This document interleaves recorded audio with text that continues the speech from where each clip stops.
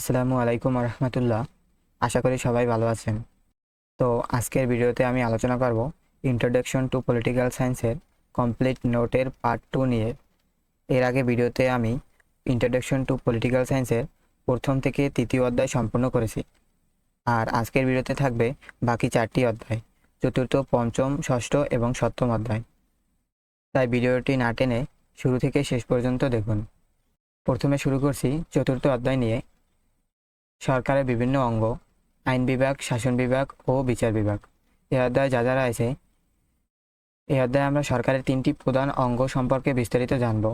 যেমন সরকারের অঙ্গের ধারণা, আইন বিভাগ, তারপর আইন বিভাগের সংজ্ঞা, আইন বিভাগের গঠন, তারপর হচ্ছে আইন বিভাগের কার্যাবলী, আইন বিভাগের ক্ষমতা, আইনসভার প্রকারভেদ, এক কক্ষ বিশিষ্ট আইনসভা, দ্বিকক্ষ বিশিষ্ট আইনসভা, তারপর এক কক্ষ ও দ্বিকক্ষ আইনসভার পার্থক্য, শাসন বিভাগ ও নির্বাহী বিভাগ, তারপর শাসন বিভাগের সংজ্ঞা, শাসন বিভাগের প্রকারভেদ, শাসন বিভাগের কার্যাবলী, নামমাত্র ও প্রকৃত নির্বাহী, তারপর একক ও যৌথ নির্বাহী, বিচার বিভাগ, তারপর বিচার বিভাগের সংজ্ঞা, বিচার বিভাগের কার্যাবলী, বিচার বিভাগের স্বাধীনতা, তারপর বিচার বিভাগের স্বাধীনতার প্রয়োজনীয়তা, বিচার বিভাগ ও আইনের শাসন, তারপর বিচার বিভাগীয় পর্যালোচনা, তারপর 3টি বিভাগের পারস্পরিক সম্পর্ক। তো সরকারের অঙ্গ কি? সরকারের অঙ্গ হচ্ছে আধুনিক রাষ্ট্রে সরকারের কাজগুলো মূলত 3টি প্রধান অঙ্গের মাধ্যমে পরিচালিত হয়। সরকারের 3টি প্রধান অঙ্গ হলো আইন বিভাগ, যা আইন তৈরি করে, তারপর শাসন বিভাগ, যা আইন বাস্তবায়ন করে, তারপর আছে বিচার বিভাগ, যা আইন অনুযায়ী বিচার করে। তারপর আছে আইন বিভাগ কি? যে সরকারি অঙ্গ আইন প্রণয়ন, পরিবর্তন ও বাতিল করে তাকে আইন বিভাগ বা আইনসভা বলে। সহজ ভাষায় যে প্রতিষ্ঠান দেশের আইন তৈরি করে সেই হচ্ছে আইন বিভাগ। তো উদাহরণ হিসাবে সংসদে আইন বিভাগের প্রধান প্রতিষ্ঠান হিসাবে ধরা যায়।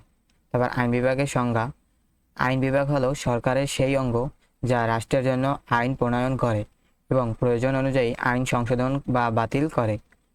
রাষ্ট্রের আইন প্রণয়নকারী, সংশোধনকারী বা বাতিলকারী প্রতিষ্ঠানকে আইন বিভাগ বা আইনসভা বলে। তারপর আইন বিভাগের গঠন। আইনসভা সাধারণত 2 ধরনের হতে পারে: এক কক্ষ বিশিষ্ট আইনসভা এবং দ্বিকক্ষ বিশিষ্ট আইনসভা। তো এক কক্ষ বিশিষ্ট আইনসভা কি? যে আইনসভা একটি মাত্র কক্ষ থাকে তাকে এক কক্ষ বিশিষ্ট আইনসভা বলে। এর বৈশিষ্ট্য হচ্ছে একটি কক্ষ থাকে, তারপর আইন প্রণয়নের প্রক্রিয়া তুলনামূলক সহজ, সিদ্ধান্ত দ্রুত নেওয়া যায়, তারপর প্রশাসনিক ব্যয় তুলনামূলক কম। আর দ্বিকক্ষ বিশিষ্ট আইনসভা হচ্ছে যে আইনসভায় 2টি কক্ষ থাকে তাকে দ্বিকক্ষ বিশিষ্ট আইনসভা বলে। সাধারণত নিম্নকক্ষ আর হচ্ছে উচ্চকক্ষ, 2টি কক্ষ নিয়ে আইনসভা গঠিত হয়। উদাহরণ হচ্ছে যুক্তরাষ্ট্রের কংগ্রেসের 2টি কক্ষ, সেনাট আর হচ্ছে হাউস অফ রিপ্রেজেন্টেটিভ। তারপর হচ্ছে এক কক্ষ ও দ্বিকক্ষ আইনসভার পার্থক্য। এক কক্ষ আইনসভা হচ্ছে একটি কক্ষ থাকে, আর দ্বিকক্ষ আইনসভা হচ্ছে 2টি কক্ষ থাকে। আর এক কক্ষ আইনসভা হচ্ছে আইন প্রণয়ন দ্রুত, আর দ্বিকক্ষ আইনসভা হচ্ছে আইন প্রণয়ন তুলনামূলক ধীর। তারপর এক কক্ষ আইনসভা হচ্ছে কাঠামো সহজ, আর দ্বিকক্ষ আইনসভা হচ্ছে কাঠামো জটিল। তারপর এক কক্ষ আইনসভা হচ্ছে ব্যয় কম এবং দ্বিকক্ষ আইনসভা হচ্ছে ব্যয় বেশি। তারপর এক কক্ষ আইনসভা হচ্ছে নিয়ন্ত্রণ কম এবং দ্বিকক্ষ আইনসভা হচ্ছে পারস্পরিক নিয়ন্ত্রণ বেশি। তারপর হচ্ছে আইন বিভাগের কার্যাবলী। আইনসভার সবচেয়ে গুরুত্বপূর্ণ কাজ হলো আইন প্রণয়ন, তবে আইনসভা আরও অনেক কাজ করে, যেমন আইন প্রণয়ন, নতুন আইন তৈরি করে, আইন সংশোধন, এটা হচ্ছে প্রয়োজন হলে পুরনো আইন পরিবর্তন করে। তারপর আইন বাতিল, অপ্রয়োজনীয় বা পুরনো আইন বাতিল করতে পারে। তারপর বাজেট অনুমোদন, সরকারের আয় ব্যয়ের পরিকল্পনা অনুমোদনে আইনসভা গুরুত্বপূর্ণ ভূমিকা পালন করে। তারপর আছে সরকারের ওপর নিয়ন্ত্রণ, এটি হচ্ছে প্রশ্ন, আলোচনা, বিতর্ক ইত্যাদির মাধ্যমে সরকারের কার্যক্রম পর্যবেক্ষণ করে। তারপর জনগণের প্রতিনিধিত্ব, এটি হচ্ছে আইনসভার সদস্যরা জনগণের বিভিন্ন দাবি ও সমস্যা তুলে ধরেন। তারপর সংবিধান সংশোধন, অনেক রাষ্ট্র নির্দিষ্ট পদ্ধতিতে আইনসভা সংবিধান সংশোধনে ভূমিকা রাখে। যেমন শাসন বিভাগ হচ্ছে সরকারের যে অঙ্গ আইন বাস্তবায়ন করে এবং রাষ্ট্রের দৈনন্দিন প্রশাসন পরিচালনা করে তাকে শাসন বিভাগ বা নির্বাহী বিভাগ বলে। সহজ ভাষা আছে আইনসভা আইন তৈরি করে, তারপর নির্বাহী বিভাগ সেই আইন বাস্তবায়ন করে। তারপর শাসন বিভাগের সংজ্ঞা হচ্ছে রাষ্ট্রের আইন বাস্তবায়ন, তারপর প্রশাসন পরিচালনা এবং রাষ্ট্রের দৈনন্দিন কার্যক্রম পরিচালনাকারী সরকারি অঙ্গকে শাসন বিভাগ বা নির্বাহী বিভাগ বলে। সহজে যদি বলি তাহলে হচ্ছে রাষ্ট্রের আইন কার্যকরকারী ও প্রশাসন পরিচালনাকারীর অঙ্গকে নির্বাহী বিভাগ বলে। তারপর শাসন বিভাগের প্রকারভেদ। শাসন বিভাগকে বিভিন্নভাবে ভাগ করা যায়। এক হচ্ছে নামমাত্র ও প্রকৃত নির্বাহী, তারপর একক ও যৌথ নির্বাহী, তারপর বংশানুক্রমিক ও নির্বাচিত নির্বাহী, তারপর সংসদীয় ও রাষ্ট্রপতি শাসিত নির্বাহী, তারপর নামমাত্র নির্বাহী। তো নামমাত্র নির্বাহী কি? যে নির্বাহীর হাতে সাংবিধানিকভাবে ক্ষমতা থাকলেও বাস্তবে অন্য ব্যক্তি বা মন্ত্রিসভা রাষ্ট্র পরিচালনার প্রকৃত ক্ষমতা প্রয়োগ করে তাকে নামমাত্র নির্বাহী বলে। উদাহরণ হচ্ছে সংসদীয় ব্যবস্থায় রাষ্ট্রপতি অনেক ক্ষেত্রে নামমাত্র রাষ্ট্রপ্রধান। মানে হচ্ছে পদ আছে এবং সাংবিধানিক ক্ষমতা আছে, কিন্তু প্রকৃত সিদ্ধান্ত অন্যরা নেয়। তারপর হচ্ছে প্রকৃত নির্বাহী হচ্ছে কি? যে ব্যক্তি বা প্রতিষ্ঠান বাস্তবে রাষ্ট্র পরিচালনা নির্বাহী ক্ষমতা প্রয়োগ করে তাকে প্রকৃত নির্বাহী বলে। উদাহরণ হচ্ছে সংসদীয় ব্যবস্থার প্রধানমন্ত্রী ও মন্ত্রিসভা প্রকৃত নির্বাহী হিসাবে কাজ করে। তো মনে রাখবে হচ্ছে নামমাত্র নির্বাহী হচ্ছে আনুষ্ঠানিক প্রধান, আর প্রকৃত নির্বাহী হচ্ছে বাস্তব ক্ষমতার প্রয়োগকারী। তারপর একক নির্বাহী কি? যখন নির্বাহী ক্ষমতা প্রধানত একজন ব্যক্তির হাতে থাকে তাকে একক নির্বাহী বলে। উদাহরণ হচ্ছে যুক্তরাষ্ট্রের রাষ্ট্রপতি। যৌথ নির্বাহী হচ্ছে কি? যখন নির্বাহী ক্ষমতা একাধিক ব্যক্তির সমন্বয়ে গঠিত একটি পরিষদ বা সংস্থার হাতে থাকে তাকে যৌথ নির্বাহী বলে। এর বৈশিষ্ট্য হচ্ছে ক্ষমতা একাধিক ব্যক্তির মধ্যে থাকে, সিদ্ধান্ত সম্মিলিতভাবে নেওয়া হয়, তারপর ব্যক্তিকেন্দ্রিক ক্ষমতার ঝুঁকি কমতে পারে। তারপর হচ্ছে শাসন বিভাগের কার্যাবলী। শাসন বিভাগের কাজ অনেক বিস্তৃত, যেমন আইন বাস্তবায়ন। আইনসভা যে আইন প্রণয়ন করে তা বাস্তবায়ন করা হচ্ছে আইন বাস্তবায়ন। তারপর প্রশাসন পরিচালনা হচ্ছে দেশের সরকারি প্রশাসন পরিচালনা করা। তারপর আইন শৃঙ্খলা রক্ষা, এটি হচ্ছে দেশে শান্তি ও শৃঙ্খলা বজায় রাখা। তারপর পররাষ্ট্রনীতি পরিচালনা, অন্যান্য রাষ্ট্রের সঙ্গে সম্পর্ক পরিচালনা করা। তারপর প্রতিরক্ষা কি? দেশের নিরাপত্তা ও প্রতিরক্ষা ব্যবস্থা পরিচালনা করা। তো অর্থনৈতিক কার্যক্রম, রাষ্ট্রের অর্থনৈতিক নীতি ও বাজেট বাস্তবায়নে কাজ করা। তারপর সরকারি কর্মচারী নিয়োগ, এটি হচ্ছে প্রশাসনের বিভিন্ন পর্যায়ে কর্মকর্তা কর্মচারী নিয়োগ ও পরিচালনা করা। তারপর বিচার বিভাগ কি? সরকারের যে অঙ্গ আইনের ব্যাখ্যা করে, তারপর বিরোধের নিষ্পত্তি করে এবং বিচার কার্য পরিচালনা করে তাকে বিচার বিভাগ বলে। সহজ ভাষা হচ্ছে যে বিভাগ আদালতের মাধ্যমে বিচার করে সেটি হচ্ছে বিচার বিভাগ। তো বিচার বিভাগের সংজ্ঞা হচ্ছে রাষ্ট্রের আইন অনুযায়ী নাগরিক ও প্রতিষ্ঠানের মধ্যে বিরোধ নিষ্পত্তি এবং অপরাধের বিচার পরিচালনাকারী সরকারি অঙ্গকে বিচার বিভাগ বলে। বিচার বিভাগের কার্যাবলী কি? বিচার কার্য পরিচালনা, অপরাধ ও বিভিন্ন বিরোধের বিচার করা, তারপর আইনের ব্যাখ্যা, আইনের অর্থ ও প্রয়োগ ব্যাখ্যা করা, তারপর নাগরিকের অধিকার রক্ষা, তারপর নাগরিকদের সাংবিধানিক ও আইনগত অধিকার রক্ষা করা। তারপর বিরোধ নিষ্পত্তি কি?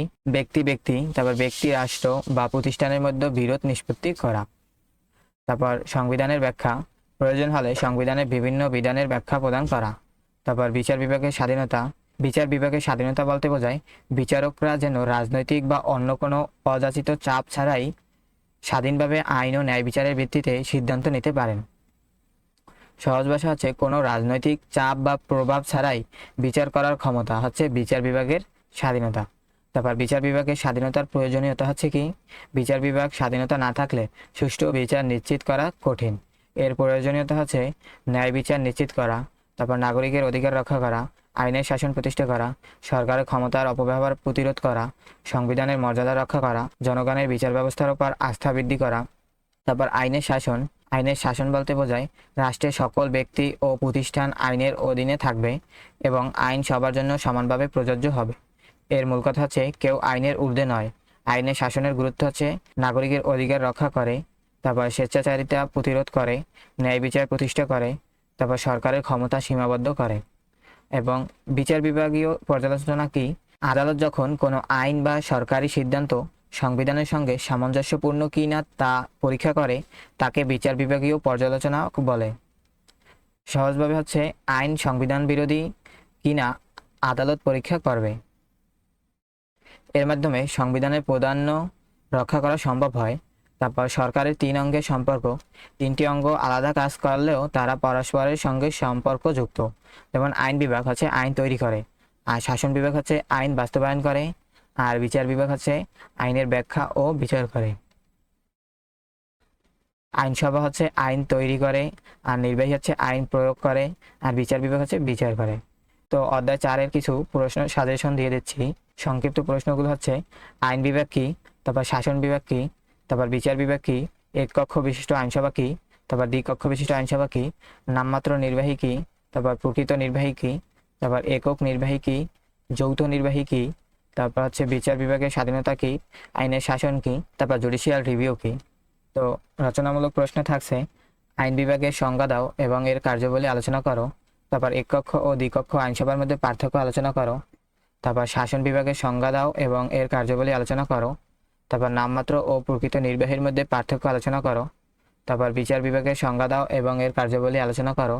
তারপর বিচার বিভাগের স্বাধীনতা বলতে কী বোঝায়, এর প্রয়োজনীয়তা আলোচনা করো।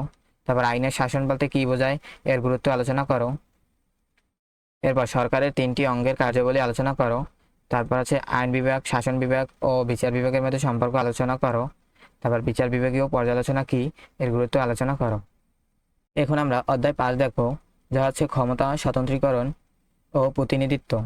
এই অধ্যায়ে যা যা রয়েছে ক্ষমতার ধারণা, রাজনৈতিক ক্ষমতা, ক্ষমতা স্বতন্ত্রীকরণ, তারপর ক্ষমতা স্বতন্ত্রীকরণ মতবাদ, তারপর মন্টেস্কুর ক্ষমতা স্বতন্ত্রীকরণ মতবাদ, ক্ষমতা স্বতন্ত্রীকরণের প্রয়োজনীয়তা, ক্ষমতা স্বতন্ত্রীকরণের সুবিধা, তারপর ক্ষমতা স্বতন্ত্রীকরণের অসুবিধা, ক্ষমতা স্বতন্ত্রীকরণ ও ক্ষমতার নিয়ন্ত্রণ, তারপর প্রতিনিধিদের ধারণা, তারপর হচ্ছে প্রতিনিধিত্বের সংজ্ঞা, তারপর প্রতিনিধিত্বের প্রকারভেদ, প্রত্যক্ষ প্রতিনিধিত্ব, তারপর পরোক্ষ প্রতিনিধিত্ব, প্রতিনিধিত্বের প্রয়োজনীয়তা, প্রতিনিধিত্বের দায়িত্ব, প্রতিনিধিত্ব ও গণতন্ত্র।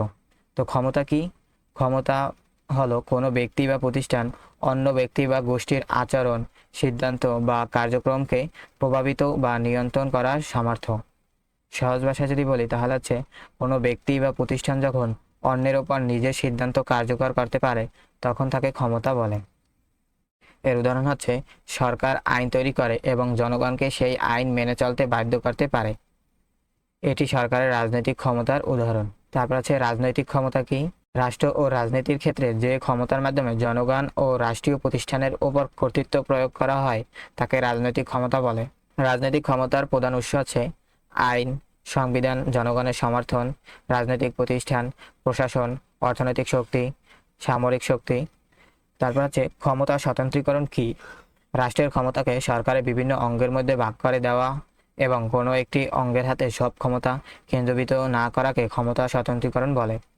সরকারের 3টি প্রধান অঙ্গ আছে আইন বিভাগ যা আইন প্রণয়ন করে, তারপর শাসন বিভাগ হচ্ছে আইন বাস্তবায়ন, আর বিচার বিভাগ হচ্ছে বিচার কার্য। সহজ ভাষায় সব ক্ষমতা একজন বা একটি প্রতিষ্ঠানের হাতে না রেখে বিভিন্ন অঙ্গের মধ্যে ভাগ করে দেওয়াই হচ্ছে ক্ষমতা স্বতন্ত্রীকরণ। ক্ষমতা স্বতন্ত্রীকরণের মতবাদ কি? ক্ষমতা স্বতন্ত্রীকরণ মতবাদের মূল উদ্দেশ্য হল স্বৈরাচার ও ক্ষমতার অপব্যবহার প্রতিরোধ করা। এই মতবাদের সবচেয়ে বিখ্যাত প্রবক্তা হলেন মন্টেস্কু।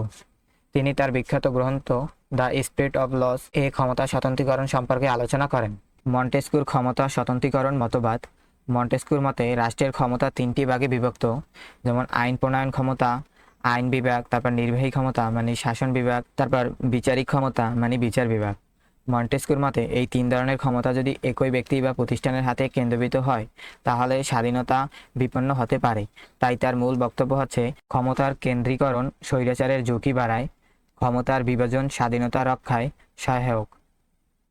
তারপর ক্ষমতা স্বতন্ত্রীকরণের প্রয়োজনীয়তা। ক্ষমতা স্বতন্ত্রীকরণের প্রধান উদ্দেশ্য হল রাষ্ট্রীয় ক্ষমতার অপব্যবহার প্রতিরোধ করা। এর প্রয়োজনীয়তা হচ্ছে স্বৈরাচার প্রতিরোধ করা, তারপর ব্যক্তি স্বাধীনতা রক্ষা করা, তারপর সরকারের ক্ষমতার অপব্যবহার রোধ করা, রাষ্ট্রীয় প্রতিষ্ঠানগুলোর মধ্যে ভারসাম্য তৈরি করা, তারপর আইনের শাসন প্রতিষ্ঠা করা, তারপর জনগণের অধিকার রক্ষা করা, তারপর সরকারের জবাবদিহিতা বৃদ্ধি করা, তারপর ক্ষমতা স্বতন্ত্রীকরণের সুবিধা, স্বাধীনতা রক্ষা। একটি প্রতিষ্ঠানের হাতে সব ক্ষমতা না থাকায় ব্যক্তি স্বাধীনতা রক্ষা করা সহজ হয়। তারপর স্বৈরাচারী প্রতিরোধ কি? ক্ষমতা এক জায়গায় কেন্দ্রীভূত হতে না পারায় স্বৈরাচারী সম্ভাবনা কমে। তারপর ক্ষমতার অপব্যবহার রোধ। একটি বিভাগ অন্য বিভাগের ক্ষমতার উপর নিয়ন্ত্রণ রাখতে পারে, যেমন আইনের শাসন প্রতিষ্ঠা। সরকারের সব কার্যক্রম আইন ও সংবিধানের অধীনে পরিচালিত হতে সাহায্য করে। তারপর জবাবদিহিতা বৃদ্ধি। সরকারের বিভিন্ন অঙ্গ পরস্পরের কার্যক্রম পর্যবেক্ষণ করতে পারে। তারপর ক্ষমতা স্বতন্ত্রীকরণের অসুবিধা। ক্ষমতা পুরোপুরি আলাদা করে দিলে কিছু সমস্যা দেখা দিতে পারে, যেমন অঙ্গগুলোর মধ্যে সংঘাত, বিভিন্ন বিভাগের মধ্যে ক্ষমতা নিয়ে বিরোধ হতে পারে। তারপর সিদ্ধান্ত গ্রহণে বিলম্ব। একাধিক প্রতিষ্ঠানের অনুমোদন প্রয়োজন হলে সিদ্ধান্ত নিতে সময় লাগতে পারে। তারপর সরকারের কার্যকারিতা কমতে পারে। অতিরিক্ত পারস্পরিক নিয়ন্ত্রণ প্রশাসনিক কাজে জটিলতা সৃষ্টি করতে পারে। তারপর সম্পূর্ণ পৃথকীকরণ বাস্তবায়ন কঠিন। আধুনিক রাষ্ট্রে আইনসভা, নির্বাহী ও বিচার বিভাগ একেবারে বিচ্ছিন্নভাবে কাজ করে না। তারপর ক্ষমতা স্বতন্ত্রীকরণ বনাম ক্ষমতার নিয়ন্ত্রণ। আধুনিক গণতন্ত্রের ক্ষমতা স্বতন্ত্রীকরণ বলতে শুধু তিনটি অঙ্গকে সম্পূর্ণ আলাদা করে দেওয়া বোঝায় না, বরং ক্ষমতার বিভাজন প্লাস পারস্পরিক নিয়ন্ত্রণ প্লাস ভারসাম্য, এই তিনটি বিষয় গুরুত্বপূর্ণ। একটি বিভাগ যাতে সীমাহীন ক্ষমতা ব্যবহার করতে না পারে, অন্য বিভাগগুলোর বিভিন্ন সাংবিধানিক পদ্ধতিতে তাকে নিয়ন্ত্রণ বলে। সহজভাবে ক্ষমতা ভাগ, একে অপরের নিয়ন্ত্রণ। তারপর প্রতিনিধিত্ব কি? আধুনিক গণতান্ত্রিক রাষ্ট্রে সব নাগরিক সরাসরি রাষ্ট্র পরিচালনায় অংশ নিতে পারে না, তাই জনগণ তাদের পক্ষ থেকে কাজ করার জন্য প্রতিনিধি নির্বাচন করে। জনগণের পক্ষ হয়ে রাজনৈতিক সিদ্ধান্ত গ্রহণ ও জনগণের স্বার্থ প্রকাশ করার ব্যবস্থাকে প্রতিনিধিত্ব বলে। সহজ ভাষা হচ্ছে, জনগণের হয়ে কাজ করার জন্য জনগণ যাকে নির্বাচন করে সেই হচ্ছে প্রতিনিধি। তারপর প্রতিনিধিত্বের সংজ্ঞা হচ্ছে কি? জনগণের নির্বাচন প্রতিনিধি যখন জনগণের স্বার্থ ও মতামত রাষ্ট্রীয় প্রতিষ্ঠানে তুলে ধরে এবং তাদের পক্ষে রাজনৈতিক সিদ্ধান্ত গ্রহণ করে, তখন তাকে প্রতিনিধিত্ব বলা হয়। এর উদাহরণ হচ্ছে জনগণ, তারপর ভোট দেয়, তারপর প্রতিনিধি নির্বাচন করে, তারপর সেই প্রতিনিধি সংসদে জনগণের কথা বলে। তো তারপর হচ্ছে প্রতিনিধিত্বের প্রকারভেদ। প্রতিনিধিত্বকে বিভিন্নভাবে আলোচনা করা হয়। সহজভাবে প্রধান দুই ধরনের কথা মনে রাখা যায়, যেমন প্রত্যক্ষ প্রতিনিধিত্ব এবং পরোক্ষ প্রতিনিধিত্ব। তো প্রত্যক্ষ প্রতিনিধিত্ব কি? যখন জনগণ সরাসরি তাদের প্রতিনিধি নির্বাচন করে এবং সেই প্রতিনিধি জনগণের হয়ে রাষ্ট্রীয় প্রতিষ্ঠানে কাজ করে, তাকে প্রত্যক্ষ প্রতিনিধিত্ব বলা হয়। এর উদাহরণ হচ্ছে জনগণ সরাসরি ভোট দিয়ে সংসদ সদস্য নির্বাচন করে। তো জনগণ, তারপর হচ্ছে সরকারি ভোট, তারপর হচ্ছে প্রতিনিধি।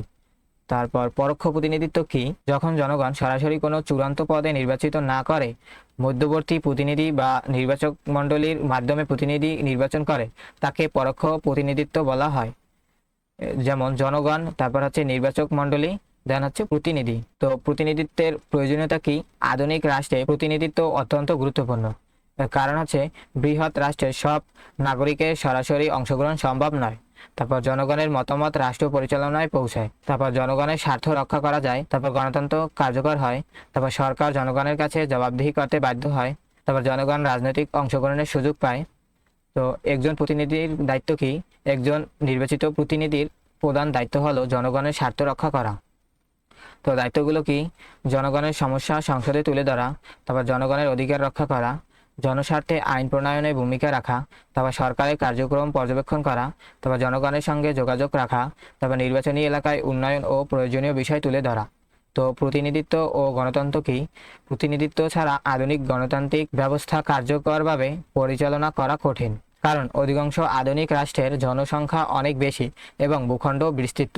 তাই প্রত্যক্ষ নাগরিক প্রতিদিন রাষ্ট্রীয় সিদ্ধান্তে সরাসরি অংশ নিতে পারে না। এজন্য জনগণ, তারপর হচ্ছে প্রতিনিধি নির্বাচন, তারপর হচ্ছে প্রতিনিধি রাষ্ট্র পরিচালনায় অংশগ্রহণ করে। এভাবেই প্রতিনিধিত্বমূলক গণতন্ত্র কাজ করে। তো অধ্যায় 5-এর কিছু প্রশ্ন সাজেশন হলো সংক্ষিপ্ত প্রশ্ন। তো ক্ষমতা কি? তারপর রাজনৈতিক ক্ষমতা কি? ক্ষমতা স্বতন্ত্রীকরণ কি? তারপর ক্ষমতা স্বতন্ত্রীকরণ মতবাদের প্রবক্তাকে? তারপর মন্টেস্কুকে? তারপর চেক অ্যান্ড ব্যালেন্স কি? তারপর প্রতিনিধিত্ব কি? তারপর প্রতিনিধি কাকে বলে? তারপর প্রত্যক্ষ প্রতিনিধিত্ব কি? তারপর পরোক্ষ প্রতিনিধিত্ব কি? তারপর হচ্ছে রচনামূলক কিছু প্রশ্ন। ক্ষমতা স্বতন্ত্রীকরণ বলতে কি বোঝো? মন্টেস্কুর ক্ষমতা স্বতন্ত্রীকরণের মতবাদ আলোচনা করো। তারপর ক্ষমতা স্বতন্ত্রীকরণের প্রয়োজনীয়তা ও গুরুত্ব আলোচনা করো। ক্ষমতা স্বতন্ত্রীকরণের সুবিধা ও অসুবিধা আলোচনা করো। তারপর ক্ষমতা স্বতন্ত্রীকরণ ও চেক অ্যান্ড ব্যালেন্সের সম্পর্ক আলোচনা করো। তারপর হচ্ছে প্রতিনিধিত্ব কি? আধুনিক গণতন্ত্রে প্রতিনিধিত্বের প্রয়োজনীয়তা আলোচনা করো। তারপর হচ্ছে প্রত্যক্ষ ও পরোক্ষ প্রতিনিধিত্বের মধ্যে পার্থক্য আলোচনা করো। তারপর গণতন্ত্রে প্রতিনিধিত্বের গুরুত্ব আলোচনা করো। তারপর ক্ষমতা স্বতন্ত্রীকরণ কিভাবে ব্যক্তি স্বাধীনতা রক্ষা করে আলোচনা করো। এখন আমরা আলোচনা করব ষষ্ঠ অধ্যায় নিয়ে, রাজনৈতিক দল, আমলাতন্ত্র ও চাপ সৃষ্টিকারী গোষ্ঠী। তো এই অধ্যায়ে যা যা রয়েছে: রাজনৈতিক দলের ধারণা, রাজনৈতিক দলের সংজ্ঞা, রাজনৈতিক দলের বৈশিষ্ট্য, রাজনৈতিক দলের উদ্দেশ্য, তারপর রাজনৈতিক দলের কার্যাবলী, তারপর রাজনৈতিক দলের শ্রেণীবিভাগ, তারপর একদলীয় ব্যবস্থা, তারপর দ্বিদলীয় ব্যবস্থা, তারপর বহুদলীয় ব্যবস্থা, তারপর হচ্ছে রাজনৈতিক দল ও চাপ সৃষ্টিকারী গোষ্ঠীর পার্থক্য, তারপর হচ্ছে আমলাতন্ত্রের ধারণা, তারপর আমলাতন্ত্রের সংজ্ঞা, আমলাতন্ত্রের বৈশিষ্ট্য, দেন আমলাতন্ত্রের কার্যাবলী, তারপর আমলাতন্ত্রের গুরুত্ব, আমলাতন্ত্রের সুবিধা ও অসুবিধা, তারপর চাপ সৃষ্টিকারী গোষ্ঠীর ধারণা, তারপর চাপ সৃষ্টিকারী গোষ্ঠীর সংজ্ঞা, চাপ সৃষ্টিকারী গোষ্ঠীর বৈশিষ্ট্য, তারপর চাপ সৃষ্টিকারী গোষ্ঠীর প্রকারভেদ, জানাচ্ছে চাপ সৃষ্টিকারী গোষ্ঠীর কার্যাবলী, তারপর রাজনৈতিক দল ও চাপ সৃষ্টিকারী গোষ্ঠীর পার্থক্য, তারপর গণতন্ত্রে রাজনৈতিক দল, আমলাতন্ত্র ও চাপ সৃষ্টিকারী গোষ্ঠীর ভূমিকা। তো প্রথম অংশ হচ্ছে রাজনৈতিক দল। তো রাজনৈতিক দল কি? রাজনৈতিক দল হলো এমন একটি সংগঠিত জনগোষ্ঠী যারা নির্দিষ্ট রাজনৈতিক আদর্শ ও কর্মসূচির ভিত্তিতে রাষ্ট্রীয় ক্ষমতা অর্জন ও প্রয়োগ করতে চায়। সহজ ভাষা হচ্ছে যে সংগঠন নির্বাচনের মাধ্যমে রাষ্ট্রীয় ক্ষমতা অর্জন করে সরকার গঠন করতে চায় তাকে রাজনৈতিক দল বলে। উদাহরণ হচ্ছে একটি রাজনৈতিক দল নির্বাচনে অংশ নেয়, জনগণের কাছে ভোট চায় এবং নির্বাচনে জয়ী হয়ে সরকার গঠন করতে চায়। তারপর রাজনৈতিক দলের সংজ্ঞা কি? যেমন বার্কের মতে রাজনৈতিক দল হলো এমন একটি সংগঠিত জনগোষ্ঠী যারা একটি নির্দিষ্ট নীতির ভিত্তিতে জাতীয় স্বার্থে কাজ করে। আর গেটেলের মতে হচ্ছে রাজনৈতিক দল হলো এমন একটি সংগঠন যার সদস্যরা রাজনৈতিক ক্ষমতা অর্জন ও প্রয়োগের জন্য ঐক্যবদ্ধ হয়। সহজ সংজ্ঞায় হচ্ছে সুনির্দিষ্ট রাজনৈতিক আদর্শ ও কর্মসূচির ভিত্তিতে রাষ্ট্রীয় ক্ষমতা অর্জনের উদ্দেশ্য গঠিত সংগঠনকে রাজনৈতিক দল বলে। তো রাজনৈতিক দলের বৈশিষ্ট্য কি? রাজনৈতিক দলের প্রধান বৈশিষ্ট্যগুলো হলো সংগঠন। রাজনৈতিক দল একটি সংগঠিত প্রতিষ্ঠান। তো নির্দিষ্ট আদর্শ হচ্ছে কি? যে প্রতিটি রাজনৈতিক দলের নিজস্ব আদর্শ ও রাজনৈতিক দর্শন থাকে। তারপর রাজনৈতিক ক্ষমতা অর্জনের লক্ষ্য, নির্বাচনের মাধ্যমে রাষ্ট্রীয় ক্ষমতা অর্জন করা রাজনৈতিক দলের প্রধান লক্ষ্য। এর কর্মসূচি কি? রাজনৈতিক দলের নিজস্ব রাজনৈতিক ও অর্থনৈতিক কর্মসূচি থাকে। তারপর জনগণের সমর্থন, জনগণের সমর্থন ছাড়া রাজনৈতিক দল ক্ষমতায় যেতে পারে না। তারপর নির্বাচন কি? আধুনিক গণতন্ত্রে রাজনৈতিক দল সাধারণত নির্বাচনে অংশগ্রহণ করে। তারপর নেতৃত্ব, প্রতিটি দলের নিজস্ব নেতৃত্ব ও সাংগঠনিক কাঠামো থাকে। তারপর রাজনৈতিক দলের উদ্দেশ্য, রাজনৈতিক দলের প্রধান উদ্দেশ্য কি? রাষ্ট্রীয় ক্ষমতা অর্জন। তারপর সরকার গঠন, জানাচ্ছে রাজনৈতিক আদর্শ বাস্তবায়ন। তারপর জনগণের সমর্থন অর্জন, নির্বাচনে জয়লাভ করা। তারপর রাষ্ট্র পরিচালনায় অংশগ্রহণ। তারপর জনগণের দাবি ও সমস্যা তুলে ধরা। তারপর রাজনৈতিক দলের কার্যাবলী, রাজনৈতিক দল গণতান্ত্রিক রাষ্ট্রে অত্যন্ত গুরুত্বপূর্ণ ভূমিকা পালন করে। তারপর নির্বাচন পরিচালনায় অংশগ্রহণ, রাজনৈতিক দল নির্বাচনে প্রার্থী মনোনয়ন দেয়। তারপর সরকার গঠন, নির্বাচনের সংখ্যাগরিষ্ঠতা অর্জন করলে রাজনৈতিক দল সরকার গঠন করে। তারপর বিরোধী দলের ভূমিকা কি? ক্ষমতার বাইরে থাকা দল সরকারের কার্যক্রম সমালোচনা ও পর্যবেক্ষণ করে। তারপর রাজনৈতিক শিক্ষা, রাজনৈতিক দল জনগণকে রাজনৈতিক বিষয়ে সচেতন করে। তারপর জনমত গঠন কি? বিভিন্ন রাজনৈতিক বিষয়ে জনগণের মতামত গঠনে ভূমিকা রাখে। তারপর নেতৃত্ব সৃষ্টি, রাজনৈতিক দল নতুন রাজনৈতিক নেতৃত্ব তৈরি করে। তারপর জনগণের দাবি তুলে ধরা, তারপর জনগণের সমস্যা ও দাবি সরকারের কাছে তুলে ধরা। তারপর রাজনৈতিক দলের শ্রেণীবিভাগ কি? রাজনৈতিক ব্যবস্থার ভিত্তিতে রাজনৈতিক দল ব্যবস্থাকে প্রধানত তিন ভাগে ভাগ করা হয়। এক হচ্ছে একদলীয় ব্যবস্থা, তারপর দ্বিদলীয় ব্যবস্থা, তারপর বহুদলীয় ব্যবস্থা। একদলীয় ব্যবস্থা, যে রাজনৈতিক ব্যবস্থায় একটিমাত্র রাজনৈতিক দল রাষ্ট্রীয় ক্ষমতায় প্রধান নিয়ন্ত্রক হিসাবে কাজ করে তাকে একদলীয় ব্যবস্থা বলে। এর বৈশিষ্ট্য কি? একটি প্রধান দল থাকে। তারপর রাজনৈতিক প্রতিযোগিতা সীমিত হতে পারে। রাষ্ট্রীয় ক্ষমতা একটি দলের হাতে কেন্দ্রীভূত থাকে। তারপর দ্বিদলীয় ব্যবস্থা কি? যে রাজনৈতিক ব্যবস্থায় প্রধানত দুটি বড় রাজনৈতিক দল ক্ষমতা অর্জনের জন্য প্রতিযোগিতা করে তাকে দ্বিদলীয় ব্যবস্থা বলে। এর বৈশিষ্ট্য আছে দুটি প্রধান দলের মধ্যে প্রতিযোগিতা। তারপর সাধারণত একটি দল সরকার গঠন করে আর অন্য দল বিরোধী দলের ভূমিকা পালন করে।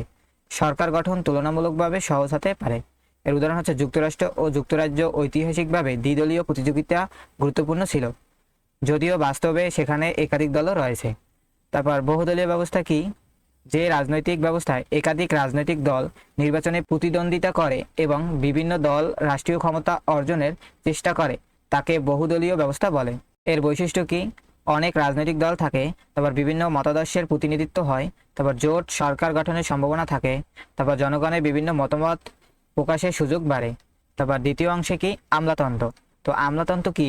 আমলাতন্ত্র হলো রাষ্ট্রের স্থায়ী ও পেশাদার সরকারি কর্মকর্তা কর্মচারীদের সংগঠিত প্রশাসনিক ব্যবস্থা। তো এর সহজ ভাষায় বলতে গেলে সরকারের নীতিকে বাস্তবে বাস্তবায়ন করার জন্য যে স্থায়ী সরকারি কর্মকর্তাদের প্রশাসনিক কাঠামো কাজ করে তাকে আমলাতন্ত্র বলে। তো আমলাতন্ত্রের সংজ্ঞা হচ্ছে ম্যাক্স ওয়েবারের মতে, ম্যাক্স ওয়েবার আধুনিক আমলাতন্ত্রের বৈজ্ঞানিক বিশ্লেষণের অন্যতম প্রধান চিন্তাবিদ। তার ধারণায় আমলাতন্ত্র হলো নির্দিষ্ট নিয়ম, তারপর দায়িত্বের বিভাজন, পদক্রম এবং পেশাগত দক্ষতার ভিত্তিতে পরিচালিত প্রশাসনিক ব্যবস্থা। সহজ সংজ্ঞা হচ্ছে নিয়মকানুন, পদক্রম, দায়িত্বের বিভাজন, তারপর পেশাগত দক্ষতার ভিত্তিতে গঠিত স্থায়ী প্রশাসনিক ব্যবস্থাকে আমলাতন্ত্র বলে। আমলাতন্ত্রের বৈশিষ্ট্য: স্থায়িত্ব, সরকার পরিবর্তন হলেও সরকারি প্রশাসন সাধারণত কাজ চালিয়ে যায়। তারপর পদক্রম কি? উচ্চ পদ থেকে নিম্ন পদ পর্যন্ত একটি নির্দিষ্ট কাঠামো থাকে। তারপর দায়িত্বের বিভাজন, প্রত্যেক কর্মকর্তার নির্দিষ্ট দায়িত্ব থাকে। তারপর লিখিত নিয়ম কি? প্রশাসনিক কার্যক্রম নির্দিষ্ট নিয়ম ও বিধি অনুযায়ী পরিচালিত হয়। তারপর পেশাগত দক্ষতা হচ্ছে কর্মকর্তাদের নির্দিষ্ট যোগ্যতা ও দক্ষতা প্রয়োজন হয়। তারপর নিরপেক্ষতা কি? আদর্শভাবে সরকারি কর্মকর্তারা ব্যক্তিগত বা দলীয় স্বার্থের পরিবর্তে রাষ্ট্রীয় দায়িত্ব পালন করেন। তারপর ধারাবাহিকতা কি? সরকার পরিবর্তন হলেও প্রশাসনের কাজ অব্যাহত থাকে। তারপর আমলাতন্ত্রের কার্যাবলী: আমলাতন্ত্রের প্রধান কাজগুলো হলো সরকারি নীতি বাস্তবায়ন, তারপর প্রশাসনিক কার্যক্রম পরিচালনা, আইন ও বিধি বাস্তবায়ন, তারপর জনগণকে সরকারি সেবা প্রদান, তারপর সরকারি তথ্য ও নথি সংরক্ষণ, তারপর সরকারের সিদ্ধান্ত বাস্তবায়নে সহায়তা, তারপর রাষ্ট্রের দৈনন্দিন প্রশাসন পরিচালনা। তো আমলাতন্ত্রের গুরুত্ব কি? আধুনিক রাষ্ট্রে আমলাতন্ত্র অত্যন্ত গুরুত্বপূর্ণ, কারণ রাষ্ট্রের প্রশাসন সচল রাখে, তারপর সরকারের নীতি বাস্তবায়ন করে, তারপর জনগণকে সরকারি সেবা দেয়, তারপর রাষ্ট্রের ধারাবাহিকতা বজায় রাখে, তারপর বিশেষজ্ঞ জ্ঞান ও দক্ষতা সরবরাহ করে, তারপর সরকারের দৈনন্দিন কাজ পরিচালনা করে। তো আমলাতন্ত্রের সুবিধা কি? যেমন প্রশাসনিক দক্ষতায় হচ্ছে দক্ষ কর্মকর্তাদের মাধ্যমে কাজ পরিচালিত হয়। তারপর ধারাবাহিকতা কি? মানে সরকার পরিবর্তন হলেও প্রশাসনিক ব্যবস্থা সচল থাকে। আর বিশেষজ্ঞ জ্ঞান কি? বিভিন্ন বিষয়ে দক্ষ কর্মকর্তারা সরকারকে পরামর্শ দেন। তারপর নিয়মতান্ত্রিক প্রশাসন, নির্দিষ্ট নিয়ম অনুযায়ী কাজ হওয়ায় প্রশাসনিক শৃঙ্খলা বজায় থাকে। তো আমলাতন্ত্রের অসুবিধা কি? লাল ফিতার দৌরাত্ম্য, অতিরিক্ত নিয়মকানুনের কারণে কাজ ধীর হতে পারে। আর তারপর জটিলতা, প্রশাসনিক প্রক্রিয়া অনেক সময় জটিল হয়ে যায়। তারপর জনগণ থেকে দূরত্ব, কিছু ক্ষেত্রে আমলাতন্ত্র জনগণের সমস্যা থেকে বিচ্ছিন্ন হয়ে পড়তে পারে। তারপর ক্ষমতার অপব্যবহার, অতিরিক্ত প্রশাসনিক ক্ষমতা অপব্যবহারের সুযোগ তৈরি করতে পারে। তারপর সিদ্ধান্তে বিলম্ব, বিভিন্ন পর্যায়ের অনুমোদনের কারণে সিদ্ধান্ত নিতে সময় লাগতে পারে। তারপর তৃতীয় অংশে আছে চাপ সৃষ্টিকারী গোষ্ঠী। তো চাপ সৃষ্টিকারী গোষ্ঠী কি? যে সংগঠিত গোষ্ঠী সরকারি নীতি ও সিদ্ধান্তকে নিজেদের স্বার্থ বা নির্দিষ্ট দাবি অনুযায়ী প্রভাবিত করার চেষ্টা করে, কিন্তু সরাসরি রাষ্ট্রীয় ক্ষমতা দখল করতে চায় না, তাকে চাপ সৃষ্টিকারী গোষ্ঠী বলে। সহজ ভাষা আছে সরকারকে চাপ দিয়ে নিজের দাবি আদায়ের চেষ্টা করে, মানে হচ্ছে চাপ সৃষ্টিকারী গোষ্ঠী। তো চাপ সৃষ্টিকারী গোষ্ঠীর সংজ্ঞা হচ্ছে, চাপ সৃষ্টিকারী গোষ্ঠী হলো এমন একটি সংগঠিত গোষ্ঠী যারা রাজনৈতিক ক্ষমতা সরাসরি দখল না করে সরকারি সিদ্ধান্ত ও নীতিকে প্রভাবিত করার চেষ্টা করে। তারপর চাপ সৃষ্টিকারী গোষ্ঠীর বৈশিষ্ট্য: নির্দিষ্ট স্বার্থ, একটি নির্দিষ্ট স্বার্থ বা দাবি নিয়ে গঠিত হয়। তারপর সরকারকে প্রভাবিত করা, মানে সরকারের নীতি ও সিদ্ধান্ত পরিবর্তনের চেষ্টা করে। তারপর ক্ষমতা দখলের লক্ষ্য নেই, সাধারণত সরাসরি সরকার গঠন করতে চায় না। তারপর সংগঠিত গোষ্ঠী কি? সদস্যদের নির্দিষ্ট স্বার্থ থাকে আর বিভিন্ন পদ্ধতি ব্যবহার, তারা আবেদন, প্রচার, আলোচনা, লবিং, সভা সমাবেশ ইত্যাদির মাধ্যমে প্রভাব বিস্তার করতে পারে। তারপর চাপ সৃষ্টিকারী গোষ্ঠীর প্রকারভেদ, চাপ সৃষ্টিকারী গোষ্ঠী বিভিন্ন ধরনের হতে পারে, যেমন পেশাজীবী গোষ্ঠী, যেমন শিক্ষক, চিকিৎসক, আইনজীবী বা অন্যান্য পেশাজীবীদের সংগঠন। তারপর শ্রমিক গোষ্ঠী, মানে শ্রমিকদের অধিকার ও স্বার্থ রক্ষার জন্য গঠিত সংগঠন। তারপর ব্যবসায়ী গোষ্ঠী, ব্যবসায়ী ও শিল্পপতিদের স্বার্থ রক্ষার সংগঠন। তারপর কৃষক গোষ্ঠী, মানে কৃষকদের দাবি ও স্বার্থ রক্ষায় কাজ করে। তারপর স্বার্থভিত্তিক সংগঠন, নির্দিষ্ট সামাজিক বা অর্থনৈতিক স্বার্থ নিয়ে কাজ করে।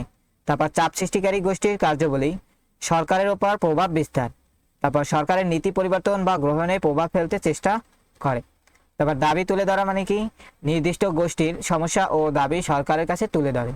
তারপর জনমত সৃষ্টি, নিজেদের দাবির পক্ষে জনগণের সমর্থন তৈরি করে। দাঁড়াচ্ছে রাজনৈতিক সচেতনতা বৃদ্ধি, নির্দিষ্ট বিষয়ে জনগণকে সচেতন করে, তারপর নীতি প্রভাবিত করে, তারপর সরকারের আইন ও নীতিতে নিজেদের স্বার্থ প্রতিফলিত করার চেষ্টা করে। তো রাজনৈতিক দল ও চাপ সৃষ্টিকারী গোষ্ঠীর পার্থক্য: রাজনৈতিক দলে হচ্ছে রাষ্ট্রীয় ক্ষমতা অর্জন করতে চায়, আর চাপ সৃষ্টিকারী গোষ্ঠীতে হচ্ছে সরাসরি ক্ষমতা দখল করতে চায় না। আর রাজনৈতিক দল হচ্ছে নির্বাচনে অংশ নেয়, আর চাপ সৃষ্টিকারী গোষ্ঠী হচ্ছে সাধারণত নির্বাচনে সরকার গঠনের জন্য অংশ নেয় না। আর রাজনৈতিক দলে বিস্তৃত জাতীয় কর্মসূচি থাকে, আর চাপ সৃষ্টিকারী গোষ্ঠী হচ্ছে নির্দিষ্ট স্বার্থকে গুরুত্ব দেয়। আর রাজনৈতিক দল হচ্ছে সরকার গঠন করতে পারে, আর চাপ সৃষ্টিকারী হচ্ছে সরকারকে প্রভাবিত করতে চায়। আর রাজনৈতিক দল হচ্ছে জনগণের বৃহত্তর অংশের সমর্থন চায়। আর চাপ সৃষ্টিকারী গোষ্ঠী হচ্ছে নির্দিষ্ট গোষ্ঠীর স্বার্থকে বেশি গুরুত্ব দেয়। তারপর হচ্ছে গণতন্ত্রে রাজনৈতিক দলের ভূমিকা। গণতন্ত্রে রাজনৈতিক দলের ভূমিকা অত্যন্ত গুরুত্বপূর্ণ। প্রধান ভূমিকা হচ্ছে নির্বাচন পরিচালনায় অংশগ্রহণ, তারপর সরকার গঠন, তো বিরোধী দলের ভূমিকা পালন, জনমত গঠন, জনগণের রাজনৈতিক শিক্ষা, তারপর রাজনৈতিক নেতৃত্ব তৈরি, জনগণের দাবি সরকারের কাছে পৌঁছে দেওয়া। তারপর গণতন্ত্রে আমলাতন্ত্রের ভূমিকা। আমলাতন্ত্র সরকারি নীতি বাস্তবায়ন করে, তারপর প্রশাসন পরিচালনা করে, জনগণকে সেবা দেয়, রাষ্ট্রের ধারাবাহিকতা বজায় রাখে, সরকারের সিদ্ধান্ত বাস্তবায়নে সহায়তা করে। তারপর গণতন্ত্র চাপ সৃষ্টিকারী গোষ্ঠীর ভূমিকা। চাপ সৃষ্টিকারী গোষ্ঠী হচ্ছে জনগণের নির্দিষ্ট স্বার্থ তুলে ধরে, তারপর সরকারের নীতি প্রভাবিত করে, তারপর জনমত সৃষ্টি করে, বিভিন্ন সামাজিক ও পেশাগত গোষ্ঠীর দাবি প্রকাশ করে, তারপর সরকারকে জবাবদিহির মধ্যে রাখতে ভূমিকা পালন রাখতে পারে। তো অধ্যায় 6-এর প্রশ্ন সাজেশন। সংক্ষিপ্ত প্রশ্নগুলো হচ্ছে, রাজনৈতিক দল কি? রাজনৈতিক দলের দুটি বৈশিষ্ট্য লেখো। তারপর রাজনৈতিক দলের প্রধান উদ্দেশ্য কি? তারপর একদলীয় ব্যবস্থা কি? দ্বিদলীয় ব্যবস্থা কি? বহুদলীয় ব্যবস্থা কি? আমলাতন্ত্র কি? ম্যাক্স ওয়েবার কে? তারপর আমলাতন্ত্রের দুটি বৈশিষ্ট্য লেখো। তারপর চাপ সৃষ্টিকারী গোষ্ঠী কি? চাপ সৃষ্টিকারী গোষ্ঠীর দুটি বৈশিষ্ট্য লেখো। তারপর রাজনৈতিক দল ও চাপ গোষ্ঠীর একটি পার্থক্য লেখো। তারপর হচ্ছে রচনামূলক প্রশ্ন। রাজনৈতিক দলের সংজ্ঞা দাও এবং এর বৈশিষ্ট্য ও কার্যাবলী আলোচনা করো। তারপর রাজনৈতিক দলের শ্রেণীবিভাগ আলোচনা করো।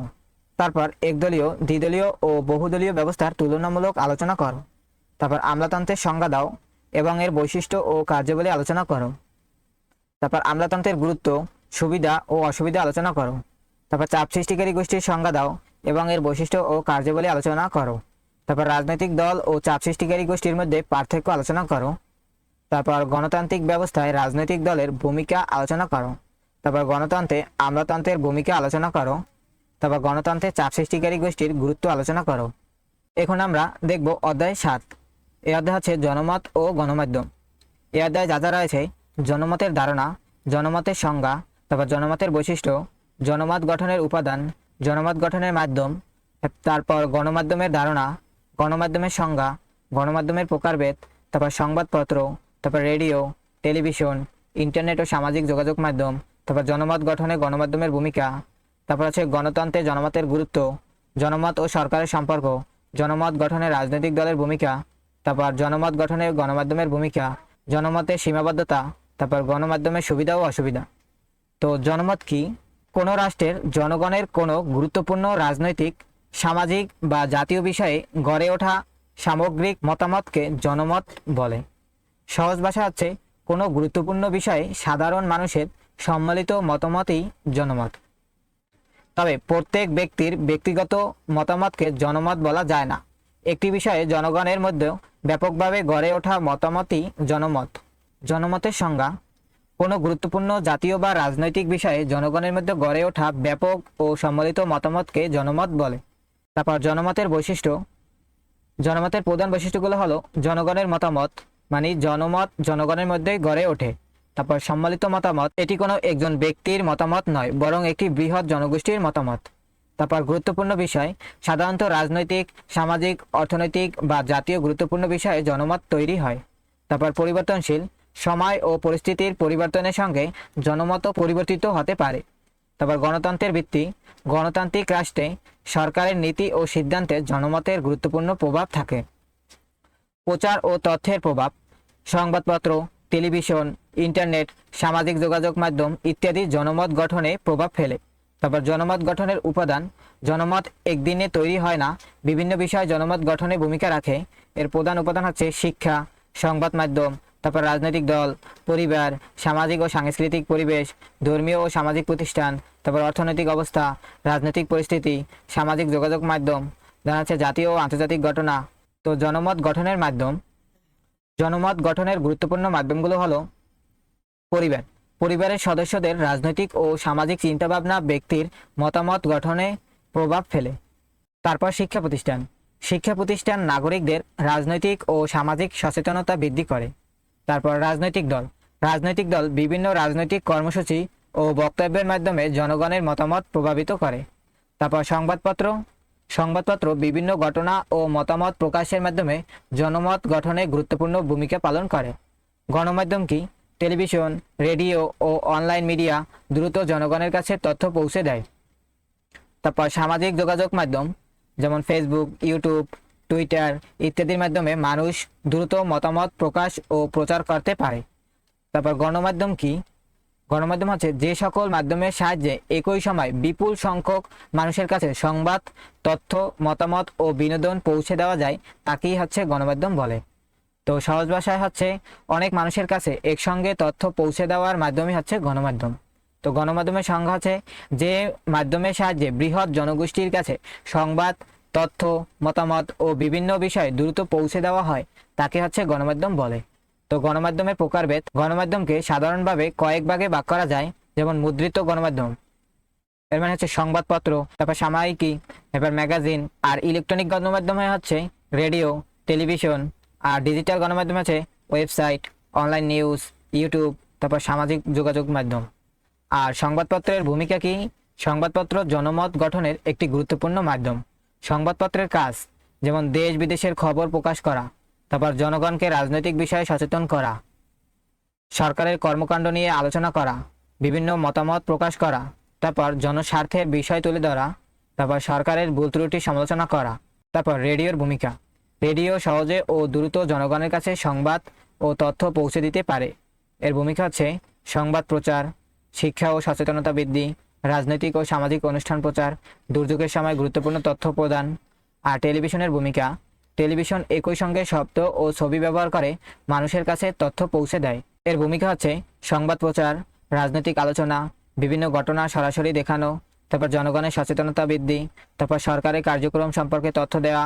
তারপর ইন্টারনেট ও সামাজিক যোগাযোগ মাধ্যম, বর্তমান সময়ে ইন্টারনেট জনমত গঠনের অন্যতম শক্তিশালী মাধ্যম। এর উদাহরণ হচ্ছে ফেসবুক, তারপর ইউটিউব, দেন হচ্ছে টুইটার, অনলাইন নিউজ, তারপর হচ্ছে ব্লগস। এর মাধ্যমে হচ্ছে মানুষ নিজের মতামত প্রকাশ করতে পারে, তারপর দ্রুত সংবাদ ছড়িয়ে পড়ে, তারপর বিভিন্ন বিষয়ে আলোচনা হয়, তারপর জনমত সংগঠিত করা যায়, তারপর রাজনৈতিক প্রচারণা পরিচালনা করা যায়। তো জনমত গঠনের গণমাধ্যমের ভূমিকা, গণমাধ্যমের সবচেয়ে গুরুত্বপূর্ণ কাজগুলোর একটি হলো জনগণকে তথ্য প্রদান করা। তথ্য প্রদান জনগণকে দেশে বিদেশের বিভিন্ন ঘটনা সম্পর্কে জানায়। তারপর রাজনৈতিক শিক্ষা, নাগরিকদের রাজনৈতিক বিষয়ে সচেতন করে। আর জনমত সৃষ্টি, বিভিন্ন বিষয় নিয়ে আলোচনা ও বিতর্কের মাধ্যমে জনমত তৈরি করতে সাহায্য করে। তারপর সরকারের সমালোচনা, সরকারের ভুল ত্রুটি তুলে ধরে, তারপর জনগণের দাবি তুলে ধরা, জনগণের সমস্যা ও দাবি প্রকাশ করে। তারপর সরকারের ওপর চাপ সৃষ্টি, জনগণের মতামত প্রকাশের মাধ্যমে সরকারের ওপর জনমতের চাপ সৃষ্টি হতে পারে। তারপর গণতন্ত্রে জনমতের গুরুত্ব, গণতান্ত্রিক রাষ্ট্রে জনমত অত্যন্ত গুরুত্বপূর্ণ, কারণ জনগণ সরকারের মূল উৎস। তারপর নির্বাচনে জনগণের মতামত প্রকাশ পায়, তারপর সরকারকে জনগণের কাছে জবাবদিহি করতে হয়। তারপর জনমত সরকারের নীতি প্রভাবিত করতে পারে, তারপর জনগণের অধিকার রক্ষা করতে সাহায্য করে। তারপর স্বৈরাচারী প্রবণতা প্রতিরোধে ভূমিকা রাখে। তারপর জনমত ও সরকারের সম্পর্ক, গণতান্ত্রিক সরকারকে জনগণের মতামতের প্রতি গুরুত্ব দিতে হয়।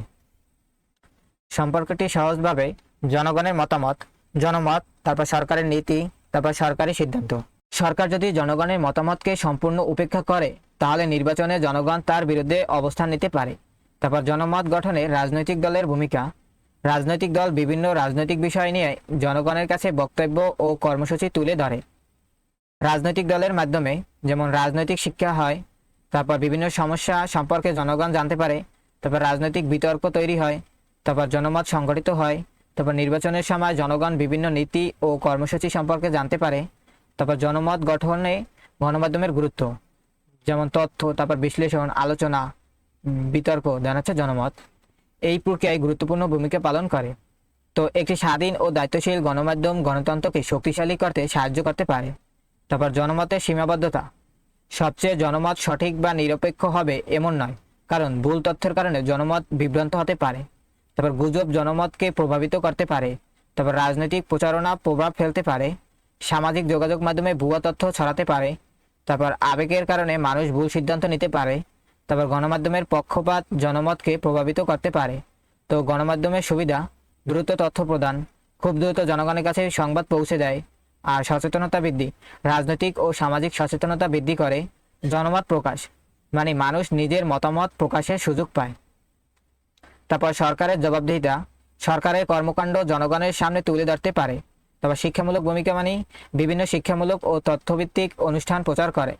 আর গণমাধ্যমের অসুবিধা কি? ভুয়া সংবাদ মানে ভুল বা মিথ্যা তথ্য দ্রুত ছড়িয়ে পড়তে পারে। আর পক্ষপাত কি? কোনো নির্দিষ্ট পক্ষের প্রতি পক্ষপাত থাকতে পারে। আর গুজব হচ্ছে যাচাই না করা তথ্য জনমনে বিভ্রান্তি সৃষ্টি করতে পারে। আর অতিরঞ্জন মানে কি? কোনো ঘটনা অতিরঞ্জিতভাবে উপস্থাপন করা হতে পারে। দেন জনমতকে ভুল পথে পরিচালনা মানে হচ্ছে ভুল তথ্য বা উদ্দেশ্যমূলক প্রচারণা জনগণের মতামতকে প্রভাবিত করতে পারে। তো অধ্যায় 7-এর প্রশ্ন সাজেশন হচ্ছে, সংক্ষিপ্ত প্রশ্নে থাকছে জনমত কি, জনমতের দুটি বৈশিষ্ট্য লেখো, তারপর জনমত গঠনের দুটি মাধ্যম লেখো, তারপর গণমাধ্যম কি, গণমাধ্যমের দুটি প্রকার লেখো, তারপর সংবাদপত্রের ভূমিকা কি, তারপর সামাজিক যোগাযোগ মাধ্যম জনমত গঠনে কিভাবে ভূমিকা রাখে, তারপর আইনের শাসন কি, তারপর জনমত গণতন্ত্রের জন্য কেন গুরুত্বপূর্ণ, তারপর গণমাধ্যমের দুটি অসুবিধা লেখো।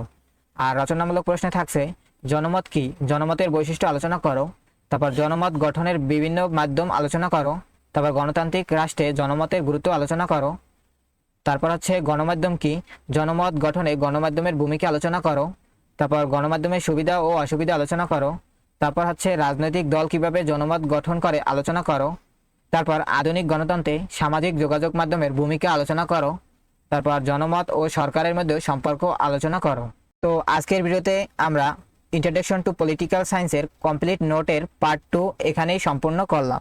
আজকের পার্ট 2তে ছিল 4র্থ অধ্যায়, তারপর 5ম অধ্যায়, 6ষ্ঠ অধ্যায় এবং 7ম অধ্যায়, অর্থাৎ পার্ট 1 এবং পার্ট 2 মিলিয়ে ইন্ট্রোডাকশন টু পলিটিক্যাল সায়েন্সের মোট 60টি অধ্যায়ের কমপ্লিট নোট দেয়া হলো। এখন আপনারা পিডিএফ এবং ভিডিও দুটি অনুসরণ করে অধ্যায়ভিত্তিক প্রস্তুতি নিতে পারবেন এবং পরীক্ষার আগে সহজেই রিভিশন দিতে পারবেন। তো ভিডিওটি যদি আপনাদের কাছে ভালো লেগে থাকে তাহলে অবশ্যই একটি লাইক করবেন এবং বন্ধুদের সাথে শেয়ার করবেন এবং অনার্স গাইড বিডি চ্যানেলটি সাবস্ক্রাইব করে পাশে থাকা বেল আইকনটি অন করে রাখবেন। ধন্যবাদ সকলকে। আল্লাহ হাফেজ।